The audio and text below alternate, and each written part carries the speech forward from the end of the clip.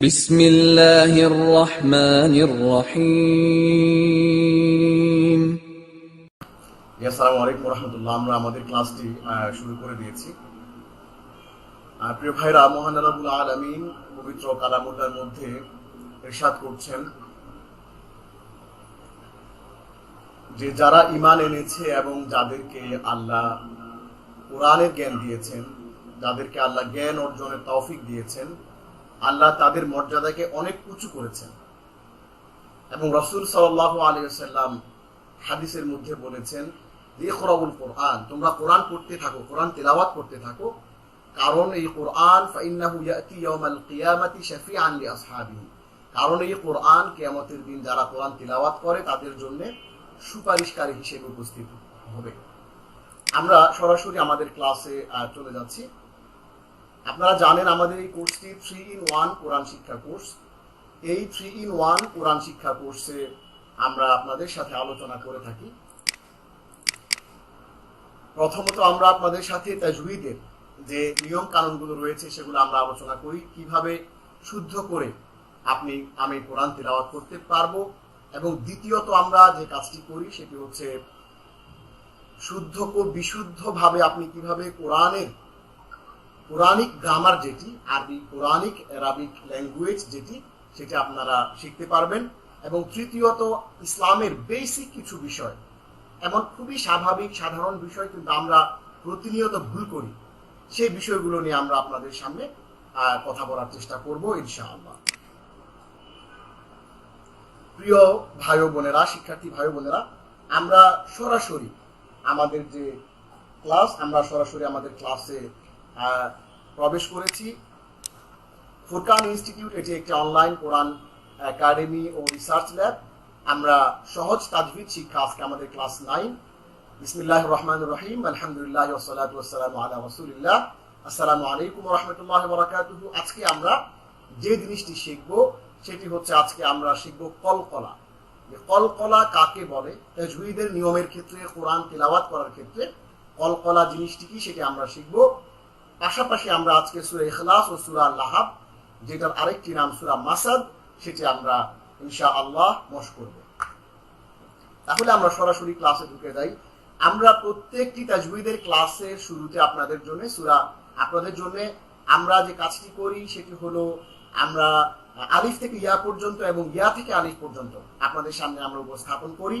এবং এটি এই জন্যই করি কারণ আমরা যেই তাজউইদের কায়দাটি পড়ব সেটি কিন্তু এই 29টি হরফের ভেতরেই কিন্তু আপনি অ্যাপ্লাই করবেন। এই জন্য আমরা সবাইকে উদ্বুদ্ধ করি যে আপনারা ক্লাসের তাজউইদের নিয়ম কানুনগুলো পড়ার আগে আপনারা এই হরফগুলো একবার করে অন্তত মাখরাজ সহ নষ্ট করবেন, তাহলে আপনাদের তাজউইদের নিয়মগুলো প্র্যাকটিস করা আরো সহজ হবে।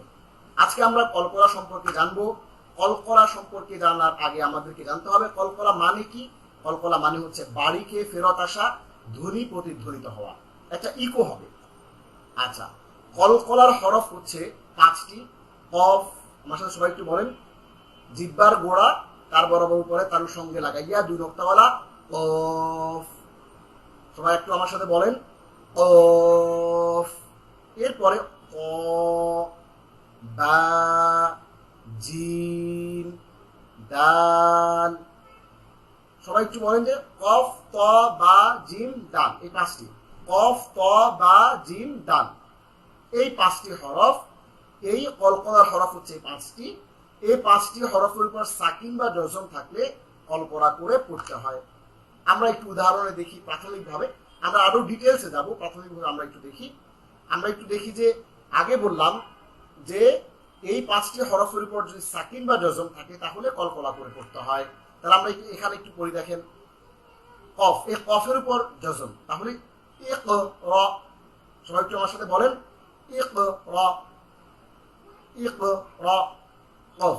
একটু স্ট্রেস দিয়ে, একটু ধাক্কা দিয়ে পড়তে হবে, ইক র। এরপর তর উপর জজম, বাপ শা, বাপ শা, বাপ শা।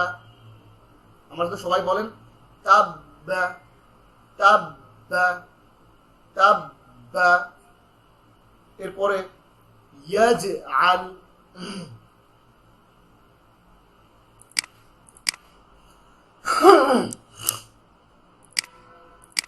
ইয়াজ আল, জিমের উপর যখন জজম হচ্ছে তখনই আমরা একটা ধাক্কা দিয়ে পড়বো। ইয়াজ আল, ইয়াজ আল, আহাদ। দেখুন এখানে আমরা বলেছি কফ, ত, বা, জিম, দাল, সিরিয়ালে আমরা 5টি কোরআনিক শব্দ আপনাদের জন্য নিয়ে এসেছি, যেখানে আমরা কলকলা বা স্ট্রেস বা ধাক্কা দিয়ে পড়া দেখতে পাচ্ছি। আমার সাথে সবাই একটু বলেন ইকরা। আপনি তো বলেন ইকরা, তাহলে হবে না। ইকরা একটু ধাক্কা দিয়ে, ইকরা বলেন একটু সবাই। ইকরা, বাতশা, বাতশা, তাব্বা, তাব্বা, ইয়াজআল, ইয়াজআল, আহাদ, আহাদ। এরপরে আসুন, সংক্ষেপে বলা হয় কুতুবজাদা। কুতুবজাদা বলি না আমরা বাংলাতে, যে খুব বড় কিছু একটা হয়েছে কুতুবজাদা, এরকম একটা নেগেটিভ একটা শব্দ আছে। তো এখানে এটাকে যদি আমরা একসাথে, পুরোটাকে একসাথে আমরা বলি কুতুবজাদা, অথবা বলা হয় কুতুবজাদ, সহজে এটা আমরা মনে রাখতে পারবো। এবার একটু দেখুন। জি, শুনতে পাচ্ছি, বলুন বলুন। রেদওয়ান রহমান, জি স্যার। স্যার ক্লাসে অ্যাটেন্ড করলাম স্যার। আচ্ছা ঠিক আছে, ওকে, আপনি ক্লাসটা কন্টিনিউ দেখতে থাকেন ইনশাআল্লাহ। কোনো প্রশ্ন থাকলে আমরা এরপরে শেষে আপনাদের প্রশ্নগুলো ইনশাআল্লাহ আমরা নেব, এবং আপনারা আমাদের চ্যাট বক্সে প্রশ্নগুলো দিতে থাকেন ইনশাআল্লাহ। আমাদের এখানে অ্যান্সারগুলো আমরা দেওয়ার চেষ্টা করব।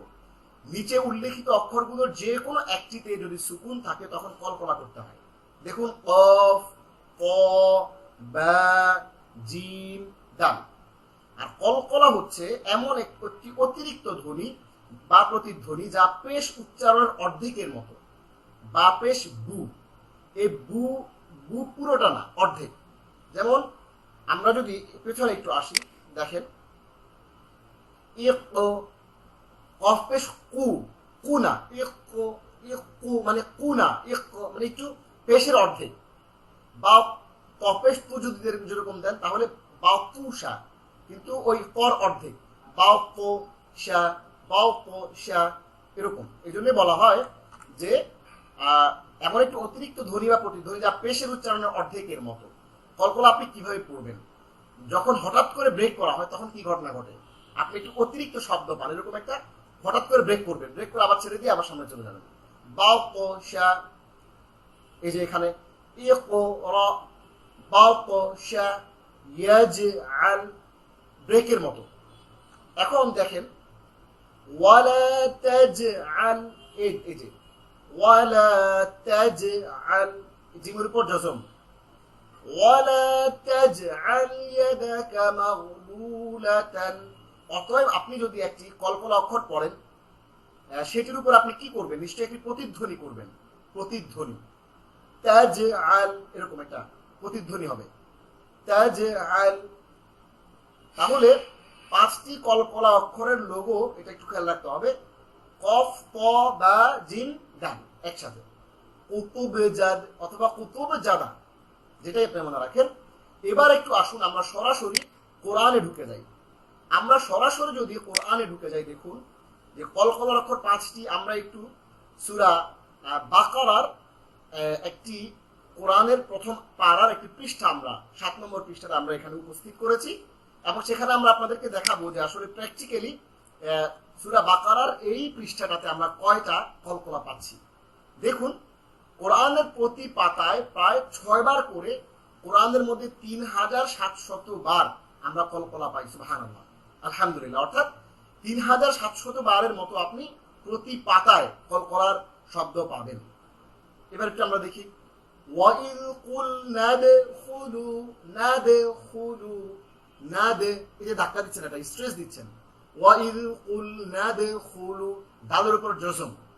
আবার রাগাদাউ, দ্বিতীয় লাইনে দেখেন, রাগাদাউ ওয়াদখুলুল বাবা সুজ্জাদা, রাগাদাউ ওয়াদখুলুল, ওয়াদ, ওয়াদ ধাক্কা দিলেন, ওয়াদখুলুল। এরপর দেখেন 1 2 3 4 নম্বর লাইনের শেষের ওয়ার্ড, লাল দাগ দেয়া। ظلموا رجزا من السماء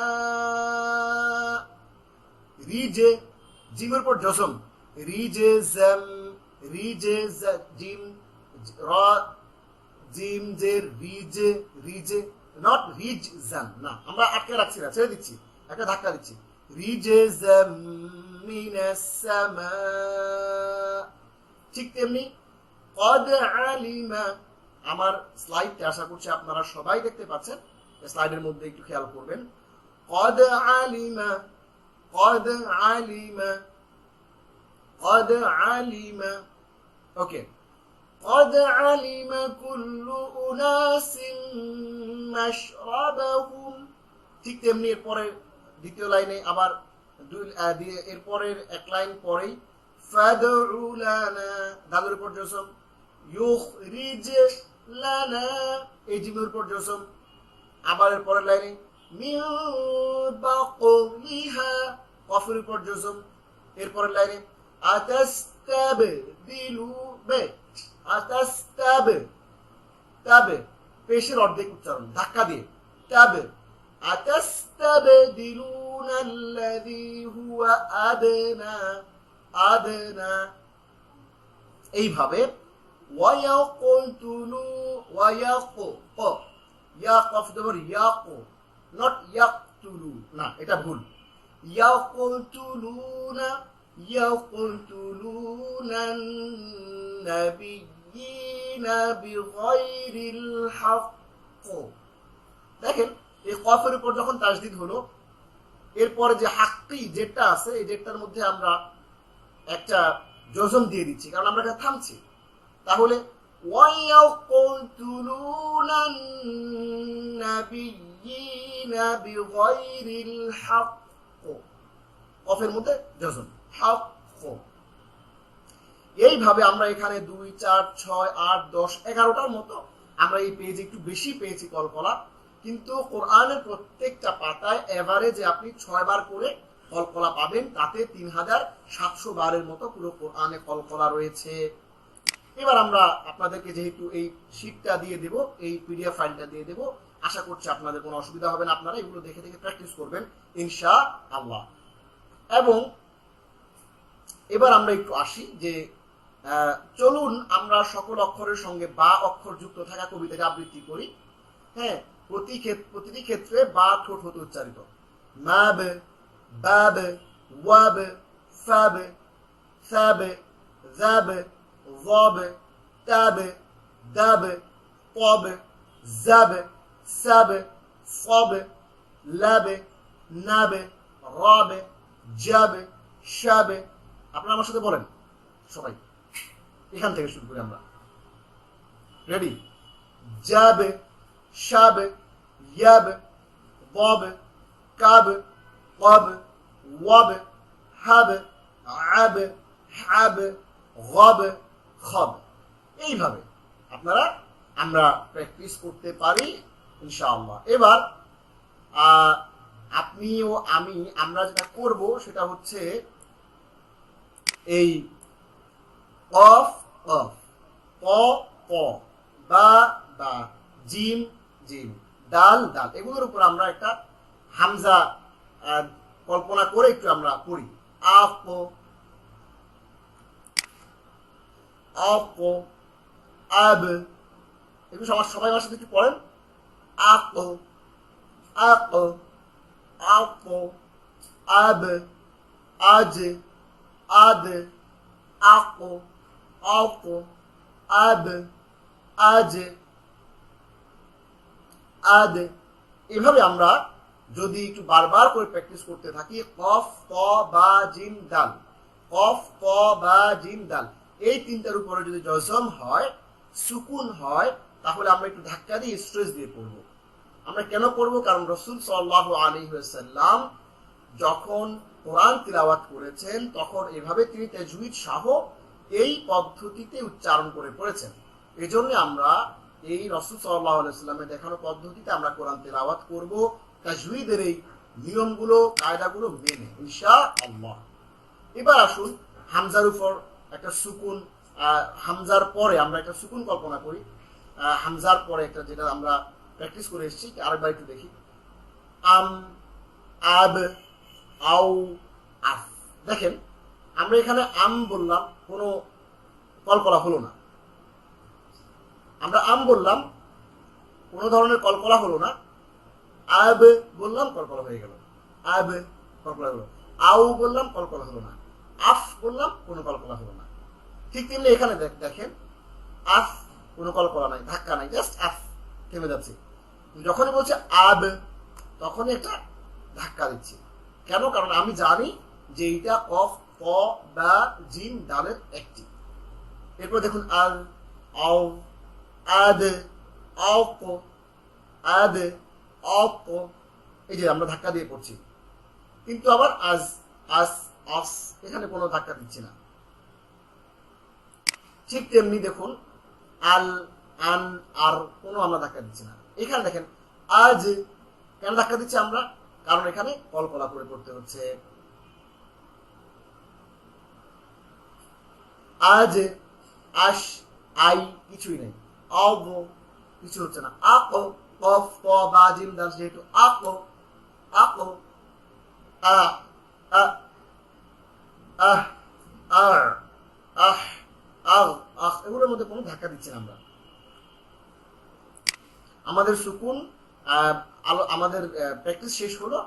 এবার একটু দেখুন যে, এবার একটু একটা জিনিস একটু লক্ষ্য করুন, সেটা হচ্ছে কি, যে কিছু শব্দ আমরা কোরআনে যেগুলো পাই, আমার সঙ্গে সবাই পুনরাবৃত্তি করবেন, আবার আমার সঙ্গে পড়বেন। আমি একবার পড়বো, আমার সঙ্গে পড়বেন, আবার একটু থামবো, সেখানে পড়বেন। খলাকনা, আবার আমার সাথেও পড়বেন, একটু পজ দিব, ওইখানেও আপনি আবার পড়বেন। খলাকনা, খলাকনা মানে হচ্ছে আমরা সৃষ্টি করেছিলাম। রাযাকনাহুম, কফের উপর জজম, রাযাক, এই যে কফ, এটা রাযাক, রাযাকনাহুম, আমরা তাদেরকে রিজিক দিয়েছিলাম। মাতলাইল ফাজর, মাতলাই, মাত, তার উপর জজম, মাতলাই, উদয়ের সময় বা উদয়ের স্থান। ইউতঈমু, তিনি খাওয়ান। ওয়াল্লাযী হুয়া ইউতঈমুনি ওয়া ইয়াসকিন, ওই সত্তা যিনি আমাকে খাওয়ান এবং আমাকে পান করান। তাহলে এখানে ইউতঈমু মানে হচ্ছে তিনি খাওয়ান। আমরা তাজউইদের ভিতর দিয়ে আপনাদের অর্থ শিখিয়ে দিচ্ছি। ইউতঈমু, তিনি খাওয়ান। এবার আসেন ইবনু, ইবনু ঈসা ইবনু মারইয়াম, কোরআনে আছে যে মারিয়ামের পুত্র ঈসা, তাহলে এখানে ইবনু আছে, ইবনু, কিন্তু এই বাইরের উপর জজম থাকার কারণে আমরা একটু স্ট্রেস ধাক্কা দিয়ে পড়বো। ইবনু মানে পুত্র। আবদু, আবদুল্লাহ, قال إني عبد الله, আবদু, আবদু, আমার সাথে সবাই একটু বলেন আবদু, আইন বাজাবর আব, দাল পেশ দু, আবদু। সুবহানা, সুব, বাজব, বাইরের উপর জজম, সুবহানা। ইব্রাহিম খলিলা, واتخذ الله إبراهيم خليلا, আর আল্লাহ ইব্রাহিমকে বন্ধু হিসেবে গ্রহণ করেছেন। এই ইব্রাহিমা, বাইরের উপর জজম, ইব্রাহিমা, এর অর্থ হচ্ছে ইব্রাহিম আলাইহিস সালাতু ওয়াস সালাম। আমার প্রিয় শিক্ষার্থী ভাই ও বোনেরা, আমরা আজকে কলকলা, এটা আমরা পড়লাম আজকে। কলকলার হরফ হচ্ছে 5টি। কি কি? কফ, ত, বা, জিম, দাল। এই তিনটার উপর যদি সুকুন থাকে, জজম থাকে, তাহলে আমরা ধ্বনি প্রতিধ্বনি করে ধাক্কা দিয়ে স্ট্রেস দিয়ে পড়ব। আমাদের সেটার কোরআন উদাহরণ দিয়ে আমরা শিখলাম, পাশাপাশি আমরা বিভিন্ন ভাবে উচ্চারণ করে প্র্যাকটিস করলাম। এটা আমাদের আজকের কলকলার যে থিওরি ছিল, সেটা প্র্যাকটিস ছিল, সেটা আমাদের এই পর্যন্তই আমাদের শেষ হলো, আলহামদুলিল্লাহ। এখন আমরা যে কাজটি করব সেটা হচ্ছে, আমাদের আজকে আমরা কথা দিয়েছিলাম আপনাদেরকে, আমরা সূরা ইখলাস এবং সূরা মাসাদ, যেটিকে বলা হয়, অথবা সূরা, আপনারা যেটাকে সূরা লাহাব বলেছিলেন, সেই সূরাটি আমরা আজকে এখন প্র্যাকটিস করব, মাস্ক করব।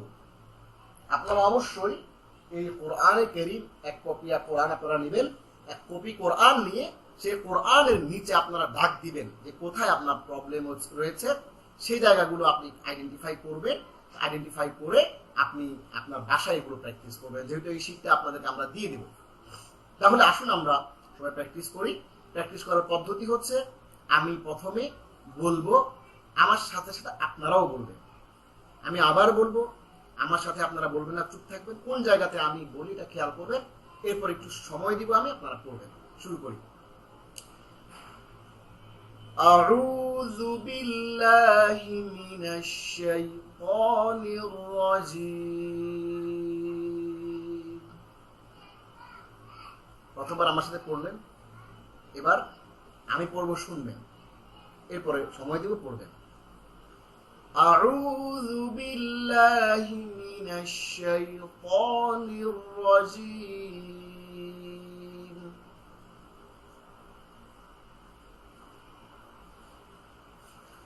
আউযু বিল্লাহি মিনাশ শাইতানির রাজীম।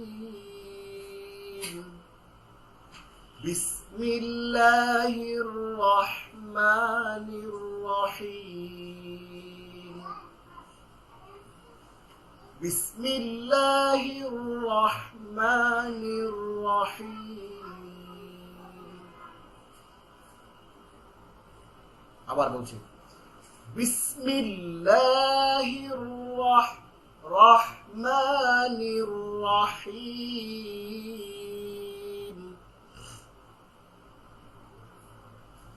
রহমানির রহিম।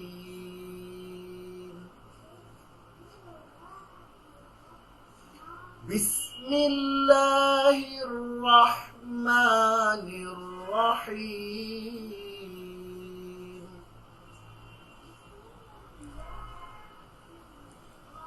আমরা এবার একটু পড়ি। কুল, এই যে এখান থেকে দিব্যার গোড়া তার বরাবর করে তালুর সঙ্গে লাগাইয়া দুই নোক্তাওয়ালা ও, সবাই একটু বলি আমরা ও।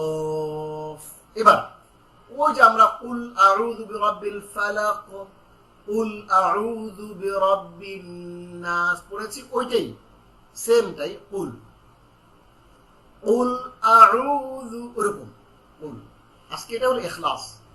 সূরা ইখলাস মানে হচ্ছে একনিষ্ঠতা, একাত্মতা, আল্লাহর প্রতি নিবেদন, এটা হচ্ছে ইখলাস। ইখলাস নিয়ে এটা কথা। কুল হুয়াল্লাহু আহাদ। দেখুন এইখানে মজার ব্যাপার হচ্ছে, আমরা যে আজকে কলকলা পড়লাম, এই কলকলার অ্যাপ্লিকেশন কিন্তু এইখানেই সবচেয়ে বেশি। দেখেন এই যে দালের উপর এখানে যজন হবে, এখানে একটা কলকলা করতে হবে। এখানে সমাদের, আমার মাউসটা আশা করছি আপনারা দেখতে পাচ্ছেন, এই সমাদের এখানে কলকলা একটা যজন হবে, এখানে একটা কলকলা হবে। এই যে এখানে লিদে দালের উপর একটা যজম আছে, এটা কলকলা হবে। এখানে দালের উপর যজম আছে, কলকলা হবে। এখানে দালের উপর যজম আছে, কলকলা হবে। তার মানে এখানে দাল এবং দালের খেলা, এখানে সবগুলো দালের মধ্যে কলকলা করতে হবে। কারণ কলকলার হরফ হচ্ছে 5টি, কফ, ত, বা, জিম, দাল। কফ, ত, বা, জিম, দাল, এই 5টি হরফের মধ্যে যদি সাকিন হয় বা সুকুন হয়, তাহলে ধাক্কা দিয়ে কলকলা করে পড়তে হয়। সেক্ষেত্রে আমরা শুরু করি। কুল, এই যে এখান থেকে কুল, কফ, কুল। আপনারা যদি প্র্যাকটিসের মাধ্যমে যদি 10টা সূরা ঠিক করতে পারেন এই 15টা ক্লাসের মধ্যে, তাহলে কিন্তু আপনাদের অনেক লাভ হবে এবং আপনারা সালাতের মধ্যে শুদ্ধ করে পড়তে পারবেন। নামাজের ভঙ্গের একটা বড় কারণ হচ্ছে নামাজে অশুদ্ধ পড়া, লাহনে জলি, অর্থ পরিবর্তন হয়ে যায়, এমন ভুল যদি হয় তাহলে আপনার নামাজও নষ্ট হবে, আপনার নামাজ হবে না। নামাজে অশুদ্ধ পড়াটা নামাজ ভঙ্গের একটা বড় কারণ। শুরু করি আমরা। কুল, কুল হুয়াল্লাহ, মোটা করে আল্লাহ। কুল হুয়াল্লাহু আহাদ। কুল হুয়াল্লাহু আহাদ। আহাদ। কুল হুয়াল্লাহু আহাদ। বলেন সবাই, একবার বলেন। কুল হুয়াল্লাহু আহাদ। قل هو الله أحد. ওকে, এরপর আল্লাহ মোটা করে, আল্লাহ শব্দ কখন মোটা করে পড়তে হয়, পুর হয়, কখন চিকন করে পড়তে হয়, বারিক হয়, এটা আমরা আপনাদের ইনশাআল্লাহ একটা ক্লাসে দেখাবো। আজকে এতটুকু জেনে রাখেন যে আল্লাহ মোটা করে পড়তে হবে। আল্লাহ, নট আল্লাহ সামাদ, এরকম না, ভুল এটা। আল্লাহু সাদ, আল্লাহু সামাদ, আল্লাহু সাদ সামাদ। দাল মিম দাল জবর মাদ, দে মাদ, ধাক্কা হবে কারণ এটা কলকলা। আল্লাহু সামাদ, আল্লাহু সামাদ। আবার একটু শুনেন, আল্লাহু সামাদ, আবার আল্লাহু সামাদ। লাম ইয়ালিদ ওয়া লাম ইউলাদ, লাম ইয়ালিদ ওয়া লাম ইউলাদ।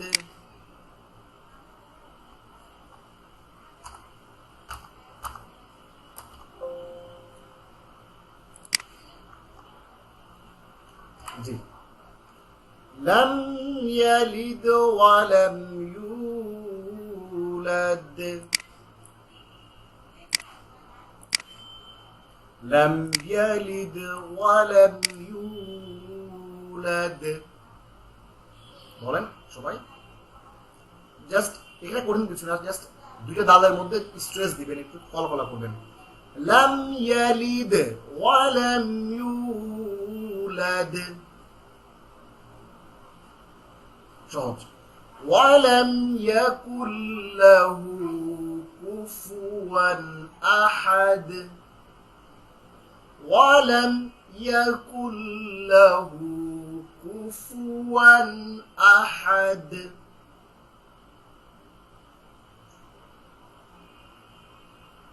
আবার লাস্ট, ওয়ালাম ইয়াকুল লাহু কুফুয়ান আহাদ। জি, আমরা সূরা মাসাদে চলে যাচ্ছি, যেটাকে আমরা সূরা লাহাব বলে জানি, তাব্বাত ইয়াদা নামে আমরা অনেকে চিনি। সেই সূরায় চলে যাচ্ছি আমরা, সূরাতুল মাসাদ বা সূরাতুল লাহাব, আমরা সেটাতে চলে যাচ্ছি। আউযু বিল্লাহি মিনাশ শাইতানির রাজীম।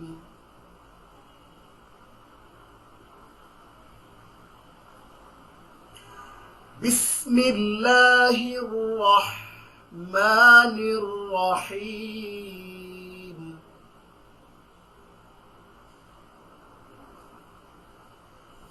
তাব্বাত ইয়াদা আবি লাহাবিন ওয়া তাব।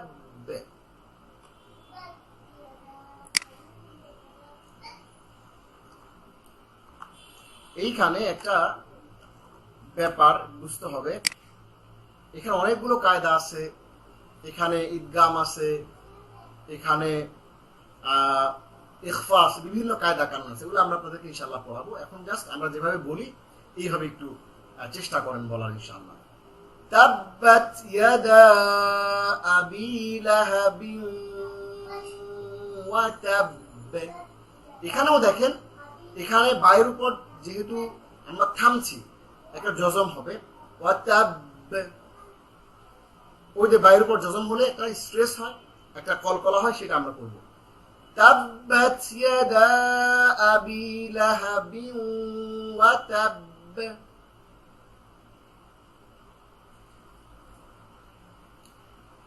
মা আগনা আনহু মালুহু ওয়া মা কাসাব। মা আগনা আনহু মালুহু ওয়া মা কাসাব।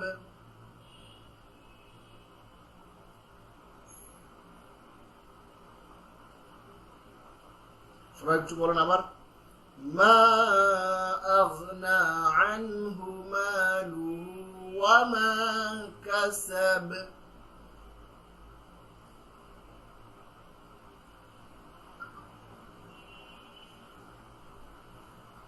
এইখানে লক্ষ্য করবেন যে এখানে বায়ের উপর একটা জজম আছে, এই কারণে এখানে এখানে এখানে কল খোলা হবে। আর আমরা মা এখানে টান দিচ্ছি কেন? কারণ আমরা আপনাদেরকে পড়িয়েছিলাম যে মধ্যে তবাই, যেটা মধ্যে আসলি, যেটা মানে একালিফ মদ, যেটা যে জবরের বাম পাশে খালি আলিফ মদের হরফ, সেই হিসেবে মা টান দিচ্ছি। এখানে ও মা টান দিচ্ছি, এখানে মা লুহু টান দিচ্ছি। অর্থাৎ জবর একটা হলো, জবরের বাম পাশে খালি আলিফ দাঁড়ায় আছে, এই জন্য একালিফ টান দিবি। এভাবে মা আগনা আনহু মালুহু ওয়া মা কাসাব।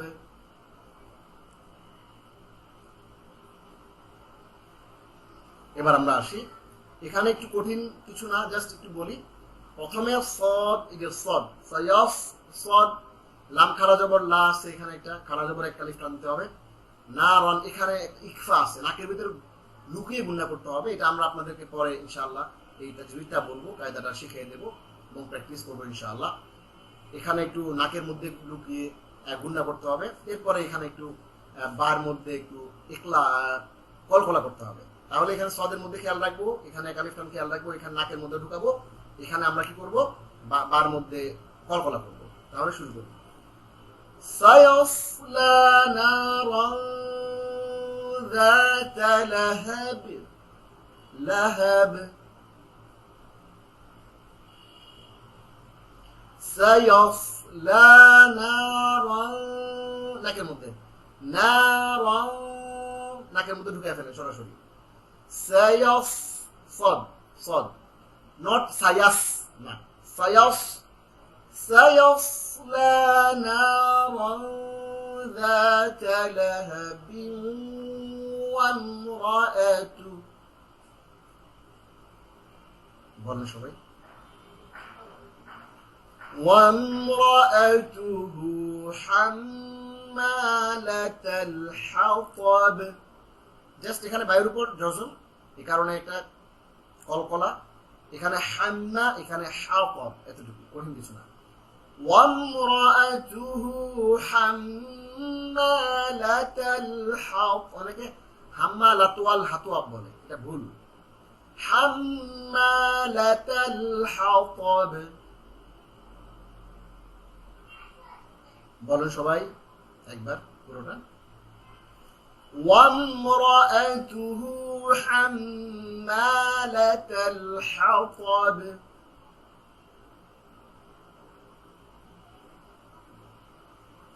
وامرأته حمالة الحطب في جيدها حبل من مسد।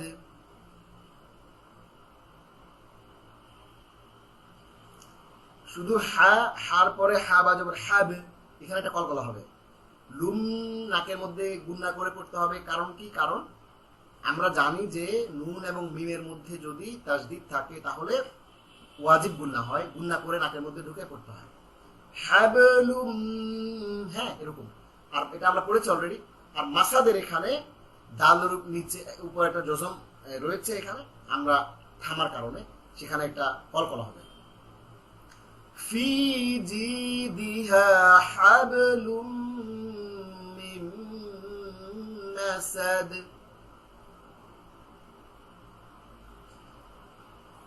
في جيدها حبل من مسد।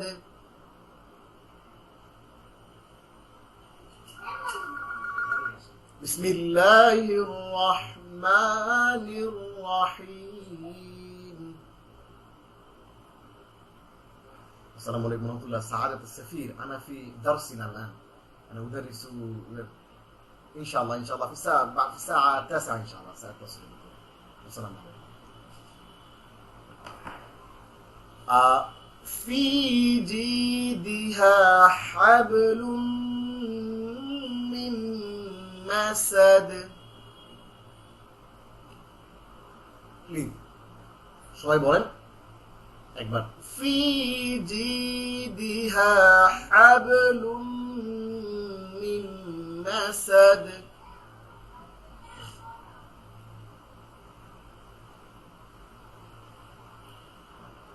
ওকে, তাহলে আমাদের আজকে আমরা যেটা পড়লাম, আমাদের তিনটা মডিউলের প্রথম ভাগ, যেটি আমরা যে অংশটি আমরা প্রত্যেক দিন আপনাদের সাথে প্রত্যেকটা ক্লাসে আপনাদের সাথে শেয়ার করি, সেটি হচ্ছে সহজ তাজবিদ শিক্ষা।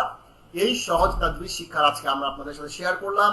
কলকলা সেটি প্র্যাকটিস করলাম, কোরআনে কোথায় কোথায় কলকলা রয়েছে আমরা সেগুলো আপনাদেরকে বললাম, এবং সূরা লাহাব এবং সূরা ইখলাস এবং সূরা লাহাব আমরা প্র্যাকটিস করলাম। আমরা এই প্রেজেন্টেশনটা আপনাদেরকে দিয়ে দেবো ইনশাআল্লাহ। আপনারা বাসায় বসে এটা প্র্যাকটিস করবেন এবং কোরআন যখন পড়বেন তখন এই তাজবিদের নিয়মগুলো সেখানে পান কিনা সেটা খুঁজে দেখবেন।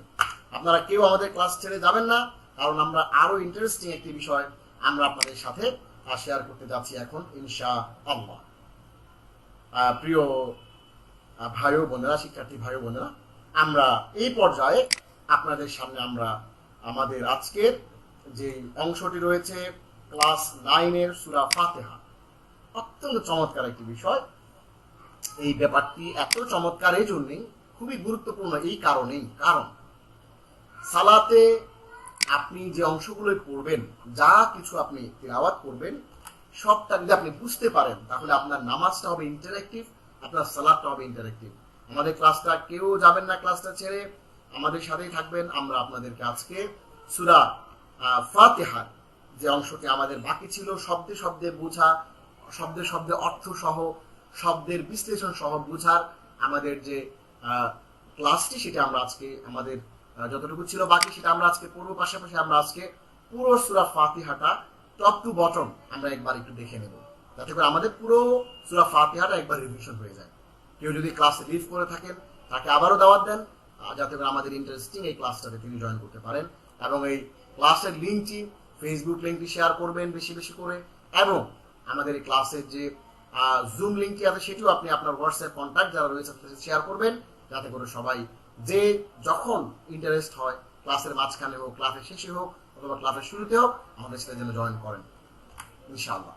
বিসমিল্লাহির রহমানির রহিম। আদ-দারসুত তাসি', আদ-দারসু শব্দের অর্থ হচ্ছে লেসন এবং আত-তাসি'উ শব্দের অর্থ হচ্ছে 9। তাহলে আদ-দারসুত তাসি' মানে হচ্ছে লেসন 9। আজ আমরা সূরা ফাতিহার কিছু অংশ অর্থ সহ শব্দে শব্দে শিখব ইনশাআল্লাহ। সূরা ফাতিহা। আউযু বিল্লাহি মিনাশ শাইতানির রাজীম। সিরাতাল্লাযীনা আন'আমতা আলাইহিম। আগের ক্লাসগুলোতে আমরা আপনাদেরকে সূরা ফাতিহার আলহামদুলিল্লাহি রাব্বিল আলামিন, আর রহমানির রহিম, মালিকি ইয়াউমিদ্দিন, ইয়াকা না'বুদু ওয়া ইয়াকা নাস্তাঈন, ইহদিনাস সিরাতাল মুস্তাকিম, এই পর্যন্ত আমরা আপনাদেরকে শেষ করেছিলাম। এবার একটু আসুন আমরা আজকে সিরাতাল্লাযীনা আন'আমতা আলাইহিম, এটা আমরা আপনাদেরকে বিশ্লেষণটা আগে পড়িয়েছিলাম, আজকে শুধু একটু লিংক আপ করার জন্য আবারও সেটা আমরা দেখব। সিরাত তাদের পথ, আল্লাযীনা যাদেরকে, আন'আমতা আপনি অনুগ্রহ করেছেন, আলাইহিম তাদের প্রতি, অর্থাৎ তাদের পথ যাদের প্রতি আপনি অনুগ্রহ করেছেন। এরা কারা? আন-নবিয়্যিন নবী, আস-সিদ্দীকিন সত্যবাদীগণ, আশ-শুহাদা শহীদগণ, আস-সালিহিন ন্যায়নিষ্ঠগণ। নবীদের পথ অনুসরণ করার একটা ব্যাপার, নিজে পালন করা, প্রচার করা, আত্মশুদ্ধি করা এবং সেটা বাস্তবায়ন করা, এইগুলো হচ্ছে বিস্তারিত আমাদের এই তাদের পথ। এদের পথ আমাদেরকে দেখানোর জন্য আমরা আল্লাহর কাছে প্রত্যেকটা রাকাতে আমরা আল্লাহর কাছে কায় মনোবাক্যে আমরা সাহায্য চাই যে আল্লাহ আমাদেরকে নবীদের পথ দেখাও, আমাদেরকে সত্যবাদীদের পথ দেখাও, আমাদেরকে শহীদদের পথ দেখাও, আমাদেরকে ন্যায়নিষ্ঠগণদের পথ দেখাও, আমাদেরকে নবীদের পথ অনুসরণ করার তৌফিক দান করো এবং সেটা প্রচার করা, সেটা পালন করা, আত্মশুদ্ধি করা এবং বাস্তবায়ন করার তৌফিক দাও। এবার একটু দেখুন যে কাদের পথ আমরা এক্সক্লুড করছি, ইনক্লুড করতে আল্লাহকে রিকোয়েস্ট করছি আমরা যে এদের পথ যেন আল্লাহ আমাদেরকে দেখান, আর আমরা কাদের পথটাকে এক্সক্লুড করছি, বাদ দিচ্ছি। গায়রিল মাগদুবি আলাইহিম ওয়ালাদ-দাল্লিন, এটা আমরা পড়ব আজকে। গায়র শব্দের অর্থ হচ্ছে না, এক্সক্লুড করছে, গায়র এক্সক্লুডিং দোজ না। আল মাগদুব যারা আপনার ক্রোধ অর্জন করেছে, গজব, আমরা যে গজব বলি এই গজব পড়েছে বলি, ওই গজব মানে হচ্ছে আল্লাহর ক্রোধ, আল্লাহর রাগ যাদের উপর পড়েছে। আল মাগদুব মানে হচ্ছে যারা আপনার ক্রোধ অর্জন করেছে, আলাইহি মানে তাদের নিজেদের উপর। তাহলে যারা তাদের নিজেদের উপর আপনার ক্রোধ অর্জন করেছে তাদের পথ না। তাহলে আপনি এক্সক্লুড করলেন, আমরা এক্সক্লুড করলাম, তাদের পথ থেকে এক্সক্লুড করলাম যে লোকদের উপর আল্লাহর গজব পড়েছে। আমরা সহজ বাংলায় যদি বলি যে আল্লাহর গজব পড়েছে যে লোকদের উপর, সেই লোকদের পথ যেন আল্লাহ আমাদেরকে না দেখান, সেদিন আল্লাহর কাছে আমরা রিকোয়েস্ট করছি। প্রত্যেকটা সালাতে, প্রত্যেকটা রাকাতে, প্রত্যেকটা ওয়াক্তে বলছি যে যাদের উপর আপনার গজব পড়েছে তাদের না, গায়ের না। এই গায়ের না শব্দটি কোরআনে এসেছে কতবার কি বলেন? 147 টাইমস। আলহামদুলিল্লাহ। অর্থাৎ আপনি গায়ের মানে হচ্ছে না, এটা জানলেন মানে হচ্ছে আপনি কোরআনের 147টা শব্দ আপনি শিখে ফেললেন। আলহামদুলিল্লাহ। গায়ের মানে হচ্ছে না, ব্যতীত, তাছাড়া, তাছাড়া বা ছাড়া। আমরা এটা বলতে পারি যে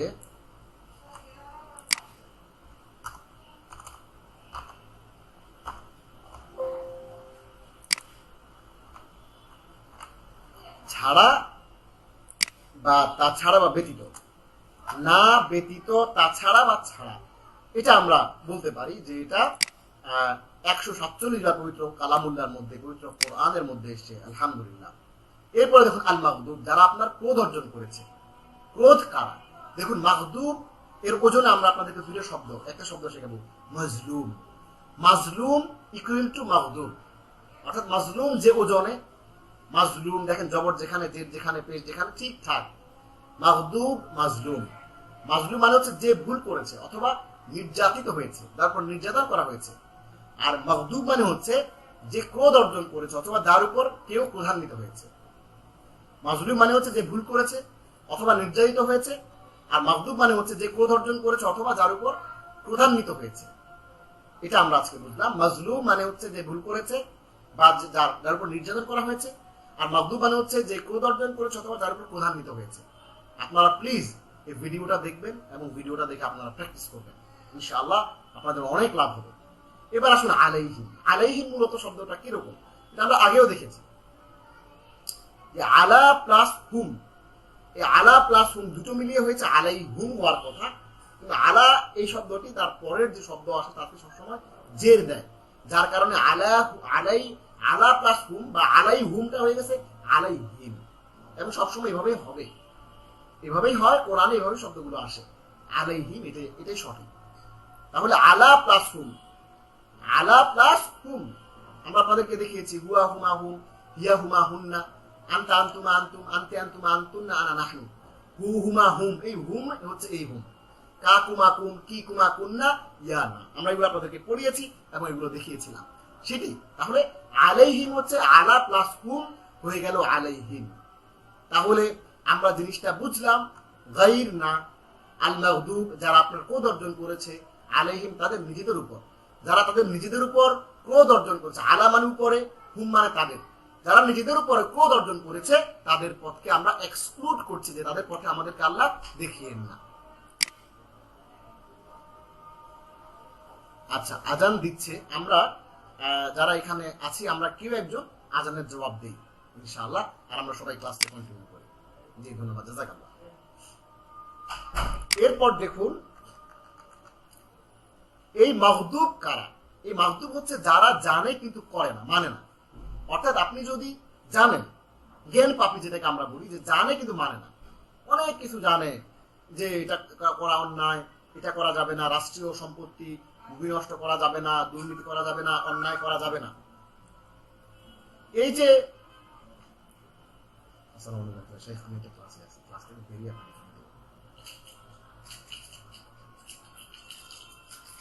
হ্যাঁ জি, আচ্ছা ঠিক আছে, আমি বেরিয়ে ফোন করছি। আচ্ছা, গায়র মানে হচ্ছে না, আল মাগদুব যারা ক্রোধ অর্জন করেছে, আলাইহিম তাদের নিজেদের উপর, যারা জানে কিন্তু করে না। যারা জানে কিন্তু করে না তাদের শেষটা একবার ভেবে দেখুন। দুনিয়া এবং আখিরাতে আল্লাহ সবসময় তাদের উপর রাগান্বিত। এখন প্রশ্ন করবেন যে তাইলে তো আমি জানবো না, আমি জেনে যদি না মানি তাহলে তো খবর আছে, আল্লাহ আমার উপর রাগ হবেন, এই জন্য জানবো না। না, এখানে ইস্যুটা হচ্ছে তালাবুল ইলমি ফারিদাতুন আলা কুল্লি মুসলিম। জানাটা হচ্ছে 1 নম্বর ফরজ, আর মানাটা হচ্ছে 2য় ফরজ। এখন আপনি জানলেনও না মানলেনও না, আপনি দুটো ফরজ মিস করছেন। আর তিনি জানলেন কিন্তু মানলেন না, তিনি একটা ফরজ অন্তত পালন করলেন এবং জীবনের প্রথম আল্লাহ আপনার উপর রাগ হচ্ছেন, ঠিক আছে, আপনি জানেন যে নামাজের অলসতা করা ঠিক না, আপনি অলসতা করছেন, বাট যদি জানেন নামাজের গুরুত্ব, নামাজের সিগনিফিকেন্সটা আপনি বুঝতে পারেন, তাহলে কিন্তু আপনি নামাজের যে গুরুত্বটা, এই নামাজের গুরুত্বটা আপনি বোঝার পরে, আন্ডারস্ট্যান্ডিংটা আপনার আসার পরে আপনি কিন্তু চাইলেই যে কাজটা করতে পারবেন, সেটি কি, আপনি চাইলেই নামাজের গুরুত্বটা বুঝে পরবর্তীতে, আজকে না হলে পরে আপনি সেই নামাজটা আদায় করতে পারবেন। এই জন্য ভাবুন, আজকের দিনে যারা মডেল, যারা নায়ক এবং এটসেট্রা এটসেট্রা সেলিব্রিটি আল্লাহর কাছে আন্তরিকভাবে চান যেন তাদেরকে আমরা অনুসরণ না করি, তাদেরকে আমরা যেন অনুসরণ না করি, কারণ তাদের উপর আল্লাহ যদি রাগান্বিত হন তাহলে আল্লাহ আমাদের উপর রাগান্বিত হবে। এবার একটু আমরা নিচের দিকে আসি। গায়ের মানে হচ্ছে না, আল মাগদুব মানে হচ্ছে যারা ক্রোধ অর্জন করছে আলাইহিম, তাদের নিজের উপর, গায়রিল মাগদুবি আলাইহিম তাদের পথ না যারা আল্লাহর ক্রোধ অর্জন করেছে, ওয়ালা। এবার আমরা আরেকটা শ্রেণীকে এক্সক্লুড করছি, আমাদের যে আল্লাহকে বলছি যে আমাদেরকে অমুক অমুকদের পথ দেখাও, আর অমুক অমুকদের পথ দেখিও না। একটা বললাম যে যাদের উপর আল্লাহ ক্রোধান্বিত, আল্লাহ রাগ করেছেন, আল্লাহ ক্রোধ যারা অর্জন করেছে, এরা কারা? এরা হচ্ছে যারা খ্রিস্টান। এটা হচ্ছে যারা না, যারা জানে কিন্তু করে না, এরা হচ্ছে ইহুদি। ভুল বললাম আমি, গায়রিল মাগদুব হচ্ছে ইহুদিরা, তাদের উপর আল্লাহ সবসময় রাগান্বিত, তারা সবকিছু জানে বুঝে, কিন্তু তারা এই জিনিসটা করে না, মানে না, এবং তারা পুরো দুনিয়াটাকে জিম্মি করে রেখেছে। ফিলিস্তিনের উপর যে ইসরায়েল যে অত্যাচারগুলো করছে, এরা তারা জেনে শুনেই এই অন্যায়গুলো করছে, অত্যাচারগুলো করছে, বছরের পর বছর, দশকের পর দশক তারা করে যাচ্ছে। ওয়ালাদ-দাল্লিন, এবং না তাদেরও যারা পথভ্রষ্ট, না বুঝে, তারা বুঝেও না, তারা করেও না, এরা হচ্ছে দলিন, মানে পথভ্রষ্ট, সঠিক পথে নাই, কোরআনে জ্ঞান অর্জন না করে মানুষের পেছনে পেছনে ঘুরে, অমুক পীরের পেছনে ঘুরে, অমুক আলেমের পেছনে ঘুরে, অমুক মাজারের পেছনে ঘুরে, অমুক দরগার পেছনে ঘুরে, বিভিন্ন জিনিসের পেছনে ঘুরে ঘুরে তারা কোরআন এবং সুন্নাহর মেইন স্ট্রিমের মধ্যে না গিয়ে, তারা কোরআন সুন্নাহর মেইন যে সরল সঠিক পথের মধ্যে না গিয়ে, জ্ঞান অর্জন না করে তারা মানুষের পেছনে পেছনে ঘুরে, তারা পথভ্রষ্ট হয়, না বুঝে, কারণ সে জানে না, বুঝে না, পড়েও নাই, বোঝার চেষ্টাও করে নাই, তাদের কথা বলা হচ্ছে ওয়ালাদ-দাল্লিন, এবং তাদেরও না যারা পথভ্রষ্ট, যারা পথ হারিয়ে ফেলেছে। ওয়াও মানে হচ্ছে ওয়া, এবং লা মানে হচ্ছে না, ওয়া এবং লা তাদেরও না, গয়রের মতোই, গয়ের যেরকম না, তাছাড়া ওরকম লাও না, না বুঝায়। আর দাল্লিন যারা পথভ্রষ্ট, না বুঝে। এখন দেখুন, না বুঝে যারা পথভ্রষ্ট, তো মাগদুব মানে হচ্ছে যারা বুঝে শুনে পথভ্রষ্ট, বুঝে শুনে আল্লাহর গজব যারা অর্জন করছে, আল্লাহর ক্রোধ যারা অর্জন করছে তারা। আর এটা হচ্ছে দল্লুন। এখন দল্লিন শব্দটাকে ভাঙেন, দল্লিন শব্দটাকে আমরা ভাঙি, আসেন। এই দল্লিন শব্দটাকে ভাঙলে মূলত শব্দটা ছিল দল্লুন। শব্দটা মূলত কি ছিল? দল্লুন। দল্লুন এটা সিঙ্গুলার, এক বচন, আর এটার প্লুরাল বা বহুবচন হচ্ছে দল্লুন বা দল্লিন। আমরা যখন আপনাদেরকে আরবিক গ্রামার শেখাবো সামনের দিকে, আগামী ক্লাস থেকে ইনশাআল্লাহ, তখন আপনাদেরকে দেখাবো যে একটা শব্দকে কিভাবে সিঙ্গুলার থেকে প্লুরাল করতে হয়। তখন আপনারা আরো বুঝতে পারবেন যে এটা আমরা সূরা ফাতিহার আপনাদেরকে কেন পড়িয়ে নিলাম 3টা ক্লাসে। এই জন্যই যে সূরা ফাতিহার আপনি প্রত্যেকটা সালাতে, প্রত্যেক রাকাতে পড়ছেন, ওয়াই নট কিছুদিন আগে আপনি সূরা ফাতিহাটা শিখবেন। আমরা গ্রামার 2 দিন পরেও শিখতে পারবো, বাট যত তাড়াতাড়ি আপনি সূরা ফাতিহাটা বুঝতে পারবেন, হৃদয়ঙ্গম করতে পারবেন, ওয়ার্ড বাই ওয়ার্ড আন্ডারস্ট্যান্ডিং চলে আসবে, রিয়েলাইজ করতে পারবেন, তখন কিন্তু আপনার সালাতটা আরো ইন্টারেক্টিভ হবে, আপনার নামাজটা আরো খুশখুশির সাথে হবে। এই জন্য আমরা সূরা ফাতিহাটা আগে আপনাদেরকে শিখিয়ে ফেললাম, এরপর আমরা আবার গ্রামারে চলে যাবো, সেখানে আপনি সূরা ফাতিহার ওয়ার্ডগুলো পাবেন ইনশাআল্লাহ। আমার প্রিয় ভাই বোনেরা, শিক্ষার্থী ভাই বোনেরা, দল্লুন এটা হচ্ছে মেইন ওয়ার্ড, সিঙ্গুলার। ওইখান থেকে দল্লুন বা দল্লিন, যেটা আপনারা এখানে দেখতে পাচ্ছেন। আচ্ছা, এবার আমরা একটু আসি, এটা মূল রুট ওয়ার্ড হচ্ছে দদ লাম লাম। এখন প্রশ্ন করবেন যে উস্তাদ জি কেন এটা রুট ওয়ার্ডটা জানতে হবে? এই রুট ওয়ার্ডটা এই জন্য জানতে হবে কারণ আমরা যখন সামনের দিকে আগাবো, আরো অ্যাডভান্স কিছু জিনিস পড়বো, তখন প্রত্যেকটা শব্দের রুট ওয়ার্ডটা জানলে এখান থেকে আপনি আরো অনেকগুলো ওয়ার্ড তৈরি করতে পারবেন ইনশাআল্লাহ। তাহলে দদ লাম লাম, দল্লুন থেকে দল্লিন, ওয়ালাদ দল্লিন, এবং তাদের পথ না, তারা পথভ্রষ্ট, না বুঝে। প্রথম গ্রুপ যারা জানে কিন্তু মানে না, ইহুদি, তারা হলো মাগদুব, মানে তাদের উপর আল্লাহর গজব পড়েছে। আর দ্বিতীয় গ্রুপ হচ্ছে যারা না জানার কারণে মানে না, জানেও না মানেও না, পথভ্রষ্ট, তারা হচ্ছে দল্লিন। এবার একটু আসুন, আমরা তাদের মতো না হই, আমাদের কাছে কিতাব থাকার পরেও, এই কোরআন আছে আমাদের কাছে কোরআন আছে, কিতাব থাকার পরেও আমরা কোরআন শুধু তিলাওয়াতই করে যাচ্ছি ডে বাই ডে, প্রত্যেক দিন সূরা ফাতিহা নামাজের মধ্যে পড়ছি, আমরা বারবার করে পড়ছি, কিন্তু কি পড়ছি? মন্ত্রের মতো, জাস্ট মন্ত্রের মতো পড়ে যাচ্ছি, বুঝতে পারছি না। এখানে যে রিফ্লেকশন এই আয়াতে, সেটা হচ্ছে আমরা যেন তাদের মতো না হই, আমাদের কাছে কিতাব থাকার পরেও, কারণ আমরা এটা পড়ি না, পড়লেও বুঝি না। মনে করুন তাদেরকে যারা আজ পথভ্রষ্ট, এবং আবারও আন্তরিকভাবে আসুন আমরা প্রার্থনা করি যেন আল্লাহ আমরা তাদেরকে বর্জন করতে পারি। ইহুদি এবং খ্রিস্টানদেরকে আমরা বন্ধু হিসেবে যেন গ্রহণ না করি, আমরা যেন তাদেরকে আল্লাহর যে বিধান, সেই বিধান অনুপাতে তাদেরকে আমরা বন্ধু হিসেবে গ্রহণ করি, এবং তাদের সাথে সেই ট্রিটমেন্টটা করি, সেই ট্রিট করি যেটা আল্লাহ আমাদেরকে শিখিয়েছেন। লা তাত্তাখিযুল ইয়াহুদা ওয়ান নাসারা আউলিয়া, একেবারে অন্তরঙ্গ বন্ধু হিসেবে, ভাই হিসেবে, ফ্রেন্ড হিসেবে তুমি তাদেরকে, ইহুদি এবং নাসারাদেরকে, খ্রিস্টান, ইহুদি যারা, এদেরকে তোমরা বন্ধু হিসেবে গ্রহণ করো না, কারণ তোমরা জানো না যে তারা তোমাদের বিরুদ্ধে মুখে মুখে বন্ধুত্বের কথা বললেও তারা তোমাদের বিরুদ্ধে ষড়যন্ত্র পাকাচ্ছে। হাদিসের মধ্যে আছে আল কুফরু মিল্লাহ ওয়াহিদা, কুফর সবাই সমান, তারা সবাই সমান মুসলমানদের বিরুদ্ধে চক্রান্তের ক্ষেত্রে, ক্ষতি করার ক্ষেত্রে। এই জন্য আমরা ডিপ্লোম্যাটিক কারণে যদি আমাদেরকে বন্ধুত্ব করতে হয়, বিজনেস করতে হয়, কোনো অসুবিধা নাই, সেটা আমরা করবো, জায়েজ আছে। কিন্তু যেই বন্ধু আমার পেছন থেকে ছুরি মারবে, ওই বন্ধু হিসেবে তাদেরকে গ্রহণ করা যাবে না, তাদেরকে অনুসরণ করা বর্জন করতে হবে। এবং না তাদেরও যারা পথভ্রষ্ট না বুঝে।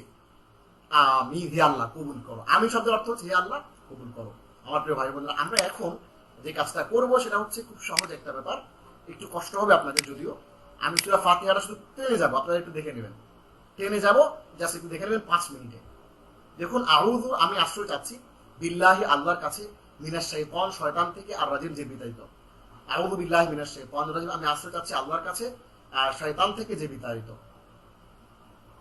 এরপর দেখুন, বিসমিল্লাহির রহমানির রহিম, আল্লাহর নামে যিনি পরম করুণাময় এবং অসীম দয়ালু। আলহামদুলিল্লাহি রাব্বিল আলামিন, সমস্ত প্রশংসা আল্লাহর জন্য। আলহামদু, সমস্ত প্রশংসা ও ধন্যবাদ, লিল্লাহি, আল্লাহর জন্য, রব, যিনি রব, আল আলামিন, দুনিয়া সমূহের। আর রহমানির রহিম, পরম করুণাময়, অসীম, অনন্তর দয়ালু। মালিক ইয়াউমিদ্দিন, যিনি বিচার দিনের মালিক। ইয়াকা না'বুদু ওয়া ইয়াকা নাস্তাঈন, আমরা কেবল আপনার উপাসনা করি এবং আপনার কাছেই শুধুমাত্র সাহায্য চাই। ইহদিনাস সিরাতাল মুস্তাকিম, হে আল্লাহ, হে আল্লাহ, আমাদেরকে দেখান, প্রদর্শন করুন সেই পথ যেটা সহজ সরল, আল মুস্তাকিম, সহজ সরল। ইহদিনাস সিরাতাল মুস্তাকিম, হে আল্লাহ, আমাদেরকে সহজ সরল পথ দেখান। সিরাতাল লাযীনা আন'আমতা আলাইহিম, ওই সমস্ত লোকদের পথ যাদের উপর আপনি অনুগ্রহ করেছেন, করুণা করেছেন, তাদের পথ আমাদেরকে দেখান। হে আল্লাহ, হে আল্লাহ, আমাদেরকে তাদের পথ দেখান যাদের উপর আপনি করুণা করেছেন, তাদের পথ আপনি আমাদেরকে দেখান। গায়রিল মাগদুবি আলাইহিম, তাদের পথ না যারা আপনার ক্রোধ অর্জন করেছে, আপনার যাদের উপর রাগান্বিত হয়েছেন, তাদের পথ না। ওয়ালাদ দাল্লিন, এবং তাদের পথ না যারা না জেনে না বুঝে পথভ্রষ্ট হয়েছে, জ্ঞান না থাকার কারণে, তাদের পথ না।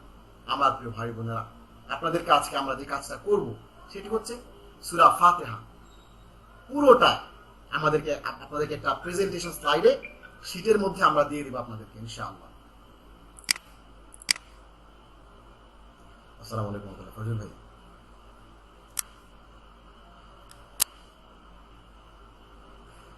না, মেসটা পাইনি ভাই।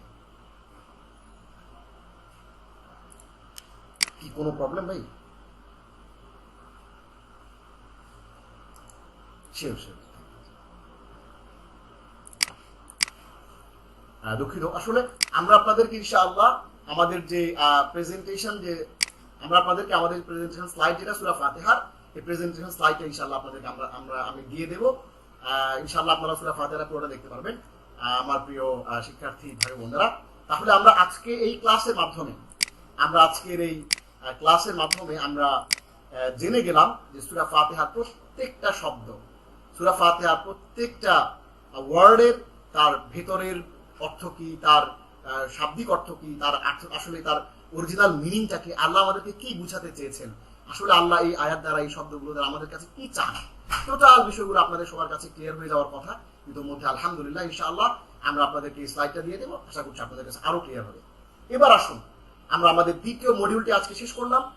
আমরা প্রথম মডিউলটি তাজবিদ শেষ করেছি, এবার আমরা understand Quran by Arabic language grammar শেষ করলাম। এরপর আসুন আমরা এবার এই অংশে আমরা বেসিক কনসেপ্টস অফ ইসলাম, ইসলামের মৌলিক শিক্ষা, ইসলামের যে কিছু মৌলিক বিষয় আছে যেগুলো আমরা জানি কিন্তু কিছু কিছু জিনিস ভুল জানি এবং কিছু কিছু ছোট ছোট ব্যাপার আমরা ভুল করে ফেলি, সেই বিষয়গুলো আসুন আমরা আলোচনা করি ইনশাআল্লাহ। আল্লাহ আমাদেরকে তৌফিক দান করুন। আমরা সরাসরি সেই প্রেজেন্টেশনে চলে যাচ্ছি।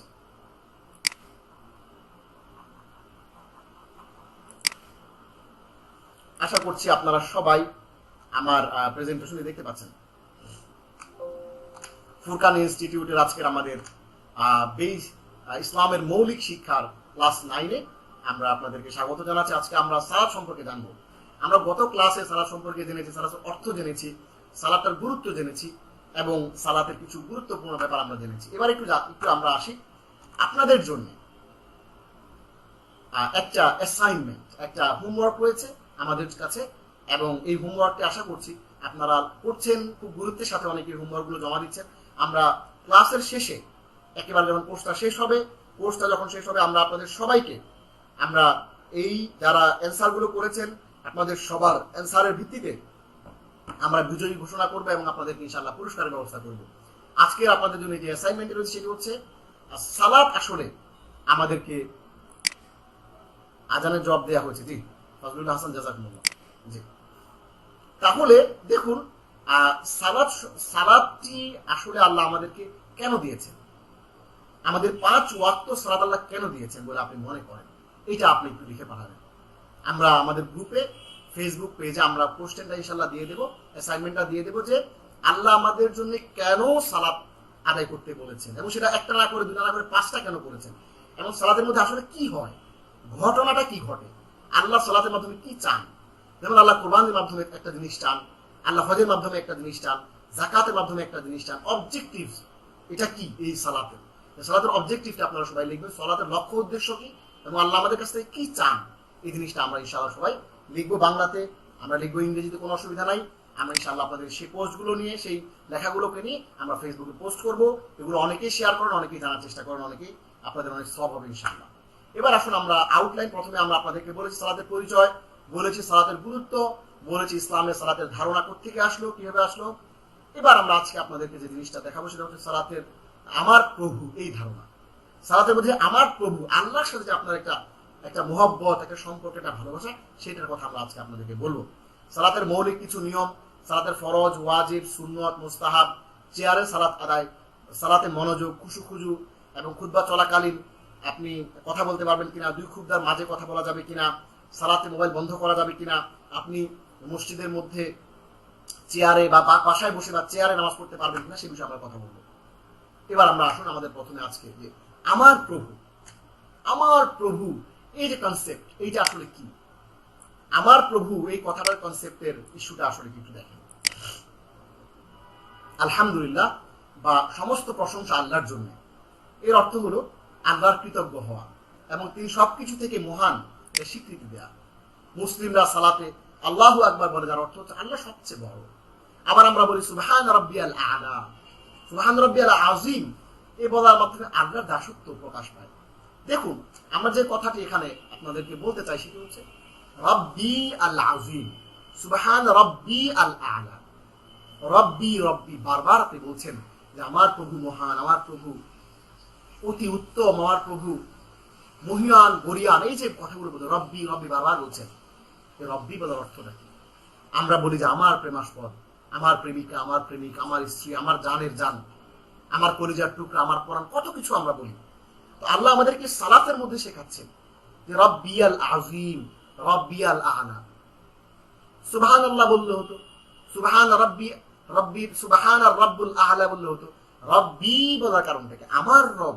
আল্লাহ বারবার করে আমাদেরকে এই জিনিসটা স্মরণ করিয়ে দিতে চাচ্ছেন যে আল্লাহ হচ্ছে আমার রব, আল্লাহ আমার রব, এই রবই আমার সব। দমে তনু মনে তারই অনুভব, এই কথাটা আল্লাহ আমাদেরকে শেখাতে চাচ্ছেন যে আল্লাহ আমার রব, এই রবের মধ্যে সবকিছু আছে। আমি আমার রবকে খুঁজে নেব এবং আমার প্রভু এটা বারবার করে আল্লাহ আমাদেরকে শেখাচ্ছেন। এটা হচ্ছে আমার প্রভুর কনসেপ্ট, আল্লাহর আরো কাছাকাছি যাওয়া, আল্লাহর আরো ঘনিষ্ঠ হয়ে আল্লাহ কায় মনোবাক্যে সালাতের মধ্যে আল্লাহু আকবার ফিল করে, আল্লাহ ইজ দ্য গ্রেটেস্ট, সুবহান রাব্বিয়াল আযীম, আমার রব অনেক মহান, এই যে ফিলিংটা, এটা আল্লাহ চাচ্ছেন আমাদের কাছ থেকে। এটাই হচ্ছে রব্বি, আমার প্রভু, রব্বিয়াল আযীম, রব্বি, এই যে রব প্লাস ইয়া মানে হচ্ছে মাই লর্ড, রব্বি, রব্বু মানে হচ্ছে লর্ড, আর ইয়া মানে হচ্ছে আমার, তাহলে রব্বি মানে হচ্ছে মাই লর্ড, আমার প্রভু, আমার প্রভু, বারবার বলছি। তাহলে এবার আমরা একটু আসি যে সালাত মুসলিমদেরকে ইমানের ধারাবাহিক উপলব্ধি প্রদান করে। যে আল্লাহ ও বিচার দিবসে বিশ্বাস রাখে না, সে সালাতকে একটি কঠিন কাজ মনে করে।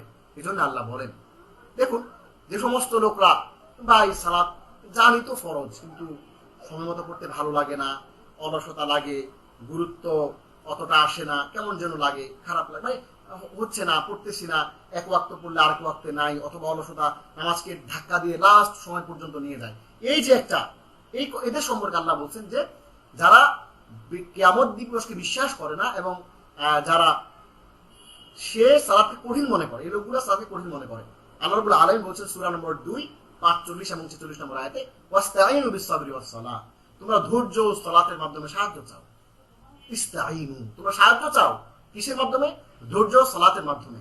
ওয়া ইন্নাহা লাকাবীরাতুন ইল্লা আলাল খাশিঈন, অবশ্যই এই সালাত একটি কঠিন কাজ, আসলে কঠিন। লাকাবীরাতুন, একনিষ্ঠভাবে সালাত আদায় করা আসলে কঠিন, এটা কঠিন। তবে ইল্লা আলাল খাশিঈন, একনিষ্ঠ ব্যক্তিবর্গের জন্য তা কঠিন নয় মোটেই।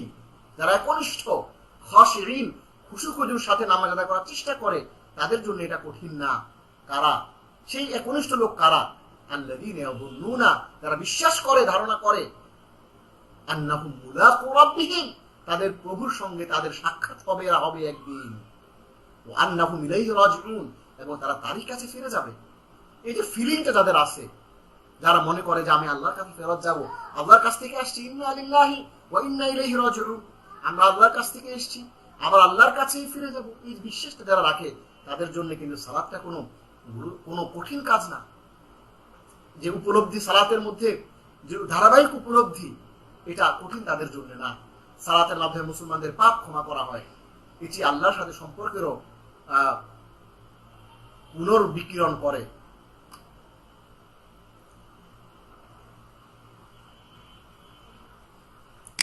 এটি আল্লাহর সাথে আমাদের যে সম্পর্ক, এই সম্পর্কে পুনর্জীবন দান করে। নবী সাল্লাল্লাহু আলাইহি ওয়াসাল্লাম বলেছেন যে 5 ওয়াক্ত সালাত এক জুমা থেকে অন্য জুমা পর্যন্ত সমস্ত ছোট গুনার কাফফারা স্বরূপ, অর্থাৎ যে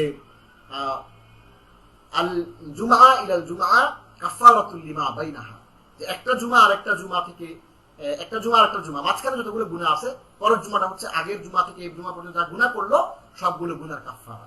সুবহানাল্লাহ। এবং আরেকটি বিষয়, হাদিসের মধ্যে আল্লাহ রাসূল সাল্লাল্লাহু আলাইহি ওয়াসাল্লাম একটা চমৎকার একটা एग्जांपल দিয়েছেন, এটা আমাদের স্লাইডে নাই, যদিও আমি আপনাদের জন্য একটু মুখে বলে দিই। সেটা হচ্ছে আল্লাহ রাসূল সাল্লাল্লাহু আলাইহি ওয়াসাল্লাম একবার সাহাবায়ে কেরামের সাথে বসেছিলেন মসজিদের মিম্বরে। তিনি বসে সাহাবায়ে কেরামকে জিজ্ঞেস করলেন, হে আমার সাহাবীরা, আচ্ছা বলো দেখি, আলাইকুম, তোমার বলো দেখি, লাউ আন্না নাহরান লিবাবি আহাদিকুম, তোমাদের কারো ঘরের দরজায় যদি একটা নদী থাকে, কি থাকে? সবাই বলেন, কি থাকে? নদী। একটা নদী যদি তোমাদের কারো দরজায়, ঘরের দরজায় থাকে, এবং সেই নদীতে যদি সে 5 বার দিনে গোসল করে, হাল ইয়াবকা মিন দারানিহি শাই, তার শরীরে কোনো ময়লা থাকবে? ক্বালু লা, সাহাবায়ে কেরাম বলল যে না, প্রশ্নই আসে না। 5 বার যদি কেউ গোসল করে, তার শরীরে ময়লা থাকতেই পারে না। লা ইয়াবকা মিন দারানিহি শাই, কোনো ময়লা থাকবে না। তখন আল্লাহ রাসূল সাল্লাল্লাহু আলাইহি ওয়াসাল্লাম বললেন, ফাযালিকা মাসালুস সালাওয়াতিল খামস, 5 ওয়াক্ত নামাজ তেমনই, ইয়ামহুল্লাহু বিহিন্নাল খাতায়া, এই 5 ওয়াক্ত নামাজের মাধ্যমে আল্লাহ এক নামাজ থেকে আরেক নামাজ পর্যন্ত এই মাঝখানে যে সগীরা গুনাহগুলো রয়েছে, যেগুলো সাধারণ স্বাভাবিক গুনাহ, সেই গুনাহগুলো আল্লাহ ক্ষমা করে দেন। সুবহানাল্লাহ। কিন্তু কবিরা গুনার জন্য আপনাকে তওবা করতে হবে, কবিরা গুনার জন্য আল্লাহকে তওবা করতে হবে, সেটা ভিন্ন জিনিস। শিরকের জন্য তওবা করতে হবে, সেটা ভিন্ন জিনিস। কিন্তু নরমাল ছোটখাটো গুনাহগুলো আমরা করে ফেলি, কখনো আমরা দেখা গেল যে আমাদের অজান্তে মিথ্যা বলে ফেললাম কিছু একটা, যদি এটা কবিরা গুনাহ, বা যদি আপনি তওবা করেন তাও তো আলহামদুলিল্লাহ। কিন্তু ছোট ছোট যে গুনাহগুলো আমরা করি, ছোট ছোট যে গুনাহগুলো আমাদের হয়ে যায়, হ্যাঁ, কাউকে নিজের অজান্তেই হয়তো বা একটু ক্ষতি করে ফেললাম, অথবা কারো মনে কষ্ট দিয়ে ফেললাম, এগুলো, এই যে ব্যাপারগুলো, এগুলো আল্লাহ আমাদেরকে এক নামাজের আরেকটা নামাজ পর্যন্ত যা আমরা করলাম, এক নামাজের মাধ্যমে সেটা ক্ষমা করে দেবেন। এরপর দেখুন, মসজিদ পুনরুজ্জীবিত করা ইসলাম ও অন্যান্য মুসলমানদের সাথে মুসলমানদের সম্পর্কের নিদর্শন। এই যে দেখেন, আমরা এই সালাতের মাধ্যমে আমাদের মসজিদকে আমরা পুনরুজ্জীবিত করি, মসজিদগুলোকে জাগিয়ে রাখি, এবং আমরা মুসলমানদের সাথে মুসলমানদের একটা সম্পর্ক, নামাজের মধ্যে সবাই আসতেছে, হ্যাঁ, সবাই এসে একসাথে জামাতে নামাজ পড়তেছে। এটা একটা সূরা নম্বর 9 আয়াত নম্বর 18 আল্লাহ বলছেন, আল্লাহর মসজিদ সমূহের রক্ষণাবেক্ষণ তারা করে, ইন্নামা ইয়ামুরু মাসাজিদাল্লাহ, আল্লাহর মসজিদ সমূহের রক্ষণাবেক্ষণ তারা করে যারা আল্লাহ ও পরকালে বিশ্বাস করে, সালাত কায়েম করে, যাকাত দেয় এবং শুধু আল্লাহকে ভয় করে। আসলে এরাই সঠিক পথে রয়েছে। অনেকে জিজ্ঞেস করে যে আমি সঠিক পথে আছি কিনা। আপনি যদি সালাত কায়েম করেন, আপনি যদি মসজিদকে আবাদ করেন, তাহলে আপনি সঠিক পথে আছেন, কোনো অসুবিধা নাই। নবী সাল্লাল্লাহু আলাইহি ওয়াসাল্লাম বলেছেন যে বাড়িতে বা বাজারে একাকী সালাত আদায় অপেক্ষা মসজিদে সালাত আদায়কারী 25 গুণ বেশি সওয়াব পায়। সুবহানাল্লাহ। মুসলিম এবং বুখারীর হাদিস। আরেকটি হাদিসের মধ্যে আছে সালাতুল ফরদি আফদালু মিন সালাতুল জামাআতি আফদালু মিন সালাতিল ফরদি বি27 দারাজা, যে একাকী নামাজের চেয়ে জামাতে নামাজ পড়লে 27 গুণ বেশি সওয়াব পাওয়া যায়। সুবহানাল্লাহ। এই হাদিসের মধ্যে আছে 25 গুণ, আরেকটার মধ্যে আছে 27 গুণ বেশি সওয়াব পাওয়া যায়। সুবহানাল্লাহ। সালাতের যে সালাতের গুরুত্ব নিয়ে আমরা কথা বলছিলাম, সালাতের মাধ্যমে মুসলমানরা শক্তি অর্জন করে। আল্লাহ বলেন, মানুষ সৃষ্টিগতভাবে বড় অধৈর্য, যখন সে খারাপ অবস্থায় পড়ে তখন ঘাবড়ে যায়, যখন ভালো অবস্থায় হয়, ভালো অবস্থা থাকে তখন সে কার্পণ্য করে। তবে এর ব্যতিক্রম হলো সালাত আদায়কারী। দেখেন how to qualify the prayers, যারা নামাজ পড়ে সঠিকভাবে তাদেরকে আল্লাহ কিভাবে ডিফাইন করছে। দেখেন কিভাবে আল্লাহ তাদের প্রশংসা করছেন। আল্লাহ বলছে যে মানুষ খুলিকাল ইনসানু হালুআ ইযা মাসসাহু শাররু জাযুআ ওয়া ইযা মাসসাহুল খায়রু মানুআ ইল্লাল মুসাল্লিন, যে মানুষ সৃষ্টিগতভাবে অনেক অধৈর্য, যখন সে খারাপ অবস্থায় পড়ে তখন ঘাবড়ে যায়, যখন ভালো অবস্থায় পড়ে তখন সে কৃপণ হয়ে যায়, কৃপণতা করে। তবে যারা নামাজ আদায় করে না, যারা নামাজি সালাত আদায় করে, ব্যতিক্রম, তারা আসলে খারাপ অবস্থায় পড়লে ঘাবড়ে যাবে না, তারা অধৈর্য হবে না, ভালো অবস্থা করলে কৃপণ হয়ে যাবে না। তারা ডিফারেন্ট, তারা এই গুণ তাদের মধ্যে নেই। তারা খারাপ অবস্থায় পড়লে ধৈর্য ধারণ করে, এবং ভালো অবস্থায় পড়লে আল্লাহর শুকরিয়া আদায় করে, দান খয়রাত করে, সদকা করে, কৃপণতা করে না। এই নামাজিদের আল্লাহ এই গুণ বলেছেন। আলহামদুলিল্লাহ। প্রিয় ভাই বোনেরা, আমরা আমাদের ক্লাসের এই পর্যায়ে আপনাদের জন্য আমরা যে বিষয়গুলো আজকে আমরা এখানে ক্লাসটা শেষ করতে চাই, আমরা আর সামনের দিকে আগাবো না। ইনশাআল্লাহ আগামী ক্লাসে আমরা আপনাদেরকে সালাতের যে ফরজ বিধান, ওয়াজিব বিধান, সুন্নত বিধান, মুস্তাহাব বিধান এবং সালাত বিনষ্টকারী কি বিষয়গুলো, সেগুলো নিয়ে কথা বলবো। আপনি প্রশ্ন করতে পারেন যে আমি তো জানি উস্তাদজি ফরজ কি, আমি জানি ওয়াজিব কি, সুন্নত কি, মুস্তাহাব কি জানি। আপনি জানলেও এমন কিছু সূক্ষ্ম বিষয় আছে যেগুলো আমরা প্রতিনিয়ত ভুল করি, সেই বিষয়গুলো আমি আপনাদেরকে ইনশাআল্লাহ ফোকাস করার চেষ্টা করব। আজকে আমাদের ক্লাসটা এই পর্যন্তই। আমরা আপনাদেরকে 3-in-1 কোরআন শিক্ষা কোর্সের মধ্য দিয়ে 3টি মডিউল দেওয়ার চেষ্টা করছি। যদিও 1.5 ঘন্টা ক্লাস আপনাদের কষ্ট হচ্ছে, তারপরেও আল্লাহ বলেছেন ওয়াল্লাযীনা জাহাদু ফীনা লানাহদিয়ান্নাহুম সুবুলানা, যারা আমার পথে কষ্ট স্বীকার করে, আমার পথে যারা কষ্ট সহ্য করে, তারা ওয়াল্লাযীনা জাহাদু ফীনা লানাহদিয়ান্নাহুম সুবুলানা, যারা আমার পথে কষ্ট সহ্য করে আমি তাদেরকে অবশ্যই সঠিক পথ দেখাবো। ওয়া ইন্নাল্লাহা লামাল মুহসিনিন, আল্লাহ তার মুহসিন বান্দাদের সাথে রয়েছেন, যারা সৎকর্ম পরায়ণশীল, যারা সৎকর্ম করে। আল্লাহ রাব্বুল আলামিন আমাদেরকে সৎকর্ম পরায়ণশীলদের অন্তর্ভুক্ত হয়ে কোরআন পড়ে, কোরআন চর্চা করে, কোরআন অনুযায়ী আমাদের জীবন ধারণ করে আমাদের ব্যক্তি জীবনে, পারিবারিক জীবনে, সামাজিক জীবনে, রাষ্ট্রীয় জীবনে তথা সারা বিশ্বে এই কোরআনের হুকুমকে, কোরআনের বিধানকে, কোরআনের সংবিধানকে আমরা যেন উদ্দিন করতে পারি, এটাকে যেন জাগ্রত করতে পারি।